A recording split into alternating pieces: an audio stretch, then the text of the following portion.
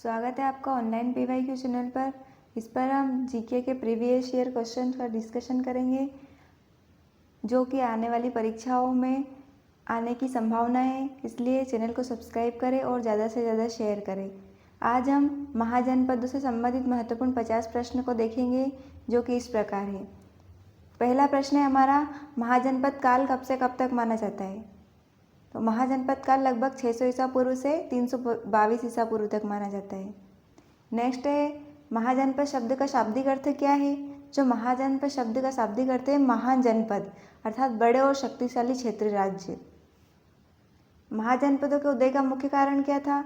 जो महाजनपदों का उदय था उसका मुख्य कारण कृषि अधिशेष, लोहे का व्यापक उपयोग, जनसंख्या वृद्धि, व्यापार का विकास और राजनीतिक अस्थिरता। नेक्स्ट है, बौद्ध और जैन धर्मों में कितने महाजनपदों का उल्लेख मिलता है? तो जो बौद्ध और जैन धर्म के ग्रंथ है उसमें 16 महाजनपदों का उल्लेख मिलता है। नेक्स्ट है, ग्रंथों में उल्लेखित कुछ प्रमुख महाजनपदों के नाम बताइए। तो जो ग्रंथों में उल्लेखित है वो मगध है, कौशल है, वज्जी है, मल्ल है, चेदी है, वत्स है, कुरु है और पांचाल, मत्स्य, सुरसेन, अश्वक, अवंती, गांधार, कंबोज आदि जनपदों का उल्लेख मिलता है। नेक्स्ट है, महाजनपदों का प्राथमिक राजनीतिक उद्देश्य क्या था? जो महाजनपद थे उनका प्राथमिक और राजनीतिक उद्देश्य था अपने क्षेत्र का विस्तार करना और राजनीतिक प्रभुत्व स्थापित करना। नेक्स्ट है, मगध के प्रारंभिक शासक का मुख्य लक्ष्य क्या था? तो मगध का प्रारंभिक शासक थे उनका मुख्य लक्ष्य गंगा नदी घाटी पर नियंत्रण स्थापित करना और विशाल साम्राज्य का निर्माण करना। नेक्स्ट है, बिंबिसार किस राजवंश से संबंधित था?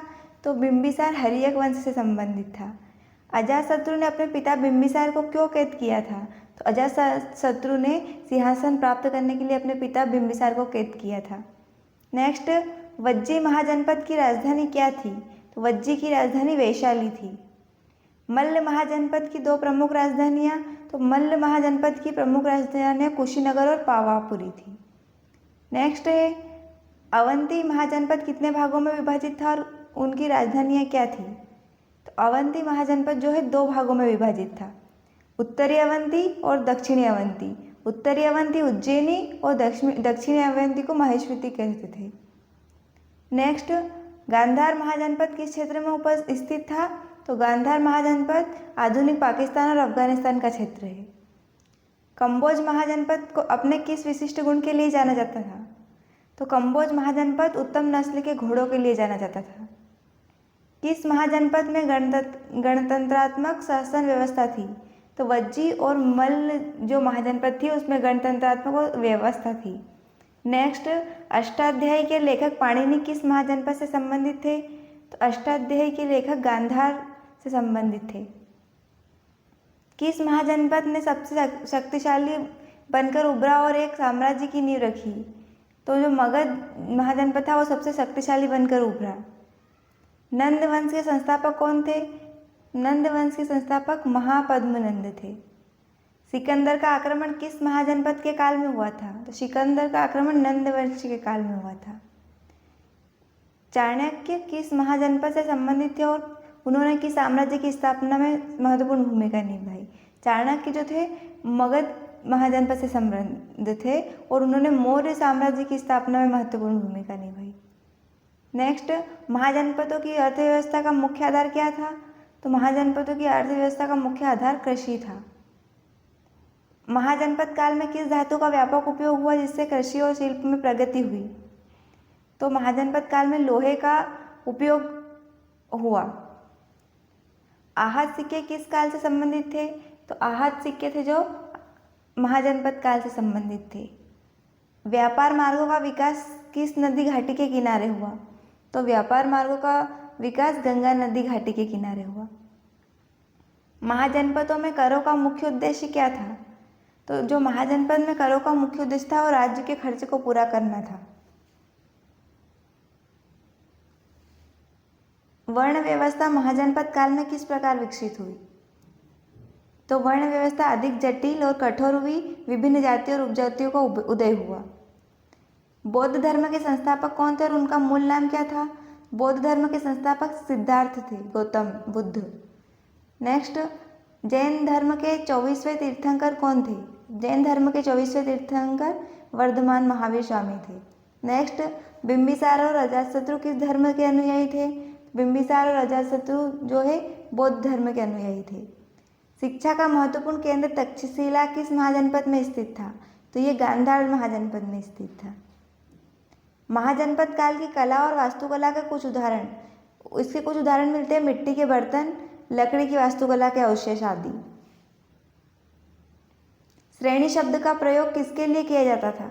तो जो महाजनपद है उसमें श्रेणी शब्दों का प्रयोग व्यापारियों और शिल्पकारों के संगठन में किया जाता था। नेक्स्ट, महाजनपदों में ग्राम प्रशासन का मुखिया कौन होता था? तो जनपदों में ग्राम प्रशासन का मुखिया ग्रामणी कहलाता था। नेक्स्ट, बलि क्या था? बलि एक प्रकार का कर था जिसे भेंट भी कहते थे। नेक्स्ट, भाग क्या था? तो भाग जो था कृषि उत्पादनों पर लगने वाला कर था। महाजनपदों के बीच संघर्ष का मुख्य कारण, तो महाजनपद के बीच संघर्ष का कारण था संसाधनों पर नियंत्रण और राजनीतिक वर्चस्व स्थापित करने की महत्वाकांक्षा। किस महाजनपद की सेना हाथियों के लिए प्रसिद्ध थी? तो मगध की सेना हाथियों के लिए प्रसिद्ध थी। मगध साम्राज्य की स्थापना किस शताब्दी में हुई? तो मगध साम्राज्य की स्थापना लगभग 4वीं शताब्दी ईसा पूर्व हुई थी। शिशुनाग वंश के संस्थापक कौन थे? शिशुनाग वंश के संस्थापक शिशुनाग थे। पाटलिपुत्र नगर की स्थापना किसने की थी? पाटलिपुत्र नगर की स्थापना अजातशत्रु ने की थी। नेक्स्ट है, अवंती के किस शासक को बुद्ध का समकालीन माना जाता है? तो प्रद्योत जो थे वो शासक थे अवंती के, उनको बुद्ध का समकालीन माना जाता था। किस महाजनपद का उल्लेख महाभारत में भी मिलता है? तो महाभारत में कुरु और पांचाल महाजनपद का उल्लेख मिलता है। नेक्स्ट है, मत्स्य महाजनपद की राजधानी क्या थी? तो मत्स्य महाजनपद की राजधानी विराटनगर थी। सूरसेन महाजनपद की राजधानी क्या थी? सूरसेन महाजनपद था, उसकी राजधानी मथुरा थी। नेक्स्ट है, अश्वमक महाजनपद किस नदी के किनारे स्थित था? तो अश्वमक महाजनपद जो है गोदावरी नदी के किनारे स्थित था। नेक्स्ट, महाजनपद काल में उदयन किस नगर की स्थापना संबंधित है? तो जो महाजनपद काल था उसमें उदयन जो पाटलिपुत्र को राजधानी बनाई थी। नेक्स्ट, किस महाजनपद का राजा बुद्ध के शिष्य बन गए थे? तो मगध के राजा जो बिंबिसार थे और कौशल के राजा प्रसेनजित थे वो बुद्ध के शिष्य बन गए थे। महाजनपदों के अध्ययन का मुख्य स्रोत क्या है?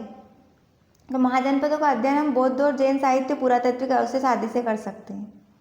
महाजनपद काल ने किस प्रकार मौर्य साम्राज्य के उदय की पृष्ठभूमि तैयार की? तो महाजनपद काल ने राजनीतिक केंद्रीकरण की प्रक्रिया शुरू हुई और शक्तिशाली राज्यों का उदय हुआ। नेक्स्ट है, महाजनपदों की सबसे महत्वपूर्ण विरासत क्या थी? तो जो महाजनपदों की सबसे महत्वपूर्ण विरासत है वो भारत में बड़े साम्राज्यों के उदय की नींव रखी गई। आज हमने महाजनपदों से संबंधित महत्वपूर्ण प्रश्नों को देखा और उनके उत्तर देखे। ऐसे ही प्रश्नों को देखने के लिए चैनल को सब्सक्राइब करें और ज़्यादा से ज़्यादा शेयर करें।